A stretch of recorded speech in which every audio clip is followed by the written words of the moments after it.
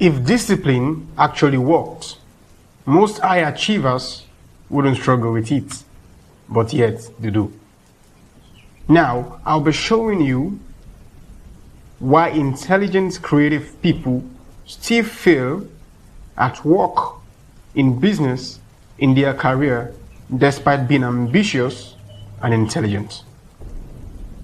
Here is what you should know. Most goal-setting advice are designed for people who lack ambition, who has no vision about who they want to become in life, who have no future self. And I'm sure you have one. So watch this. You're already driven.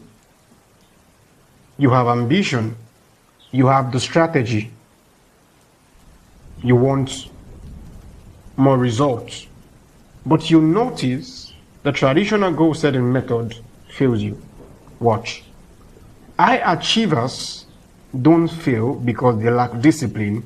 Rather, they fail because their identity and nervous system are not aligned with their goals.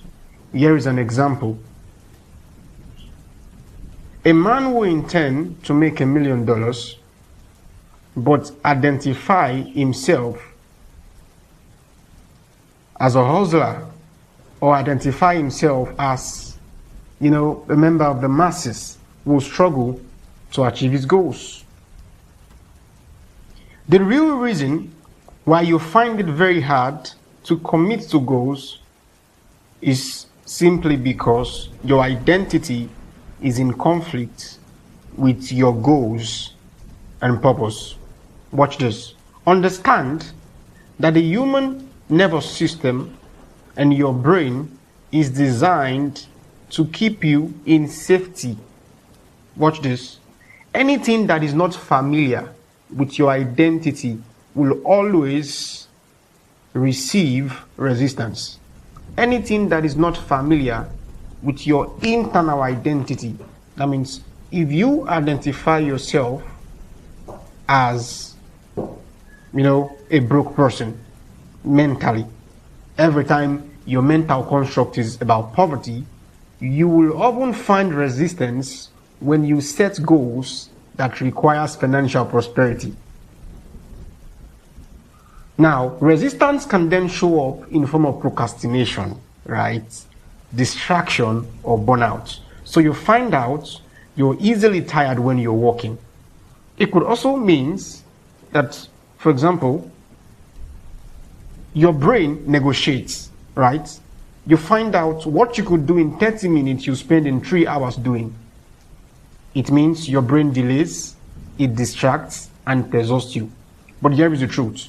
Your mind would rather keep you familiar than successful.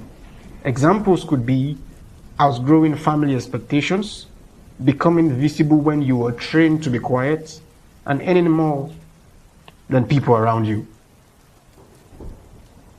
Listen to this and take responsibility for your life.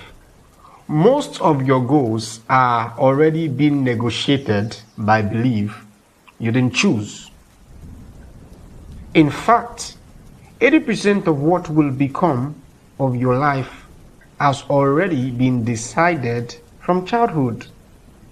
You might not like it, but you can change it. If you don't want it, you can change it. So examples are, hey, don't be too ambitious. This kind of job is not for people like us. Or success comes with pain. Or you heard a statement, it's evil to be rich. That, money causes evil. It's like, don't make a lot of money. So you grow up hearing don't make a lot of money, and now you want to make a lot of money. What happened? You experience conflict. It's just like when you believe something to be true all your life and you find out it's no longer true, what you experience is what? In psychology, we call it cognitive dissonance. Cognito, knowledge, right? Cognitive dissonance. Now, you hear things like, people like us don't do that kind of thing. We don't achieve that kind of thing. But here is the truth. Your childhood is still voting on your future. Now, here is the mistake most people make. They write goals the wrong way. They write like this: I want more money, I want more success, I want freedom. And meanwhile, want signifies lack. You want something means you lack that thing.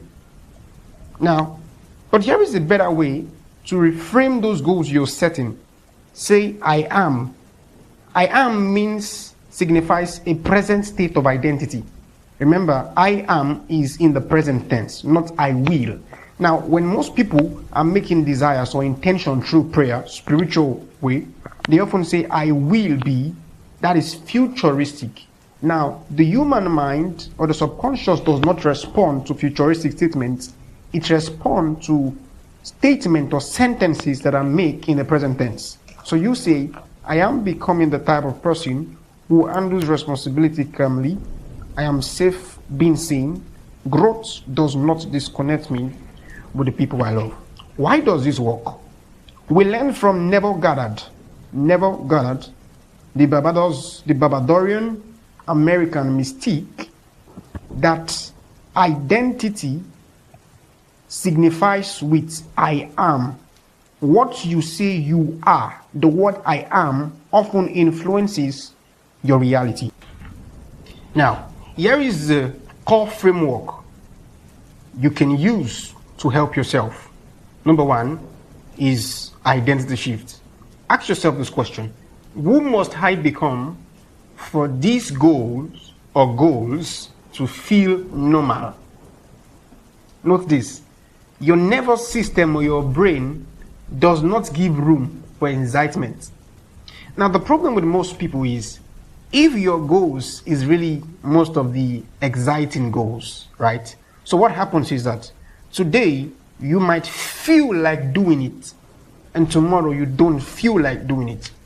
But if your goals feel normal to you, even though you lack motivation to do it, you still end up doing it. That means, okay, let me ask a question. Do you wake up every morning feeling like brushing your teeth? No. I don't feel like brushing my teeth, yet I brush my teeth, right? Because it feels normal. So your nervous system responds to what feels normal, not what feels abnormal. It responds to familiarity, not unfamiliarity. The second is you ask yourself, does my body feel safe with this future? Now, if you associate making money or associate being wealthy with evil or with crime, then I bet you 100% you can be wealthy. Because why? What you associate with your desired life is very important. One of the reasons why most religious people never end up getting financial prosperity is they often associate financial prosperity with crime. They associate being rich with being evil. And that's why they lose. Because the message they are sending to God, the message that is being received universally, is that your intentions and your identity, they are not aligned. So what we have here is, there is a lack of heart-mind coherence. The mind, the thinking part, the heart, the feeling part. Your thoughts and your feelings must align to bring manifestation in your life. That means you must feel that being wealthy is good enough for you. If you feel that being wealthy is a crime, yet you want to be wealthy, you can't have wealth. Here is what you should know. Alignment comes first before discipline. Discipline is a tool, alignment is a system. Discipline is a tool, alignment is a system. Now finally, I know you might have been struggling with all kind of goal setting techniques you've seen on the internet, right? But if you struggle with goals for a long time, I'm telling you, there is nothing wrong with you. You're simply perfect. You're simply normal. The only problem is you've been taught the wrong method to operate on. If you want to learn more about this, kindly subscribe for more.